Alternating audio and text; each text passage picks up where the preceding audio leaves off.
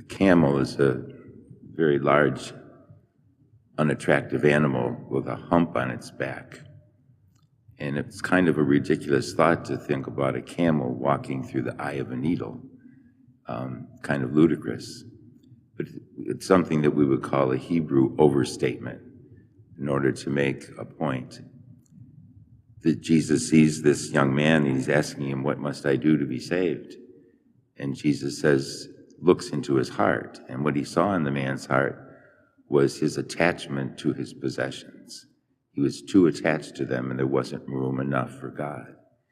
Wealth in itself is not the problem, but over-attachment to it is.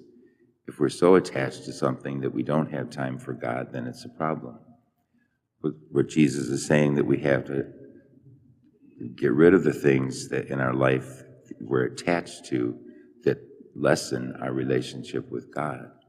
It can be anything that's not only money that we're talking about, but other possessions, objects, people, person, a way of living, a habit of living.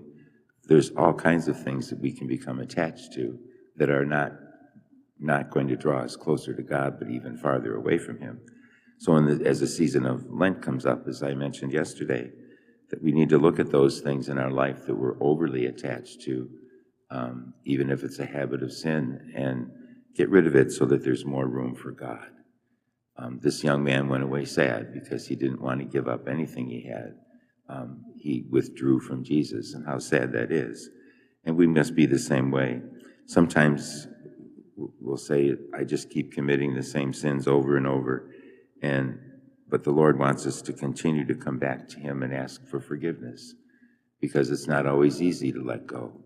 And the Lord understands that. He says here, it's not impossible. Nothing is impossible for God.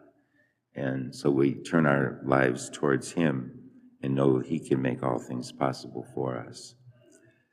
Let us stand and offer our prayers and petitions.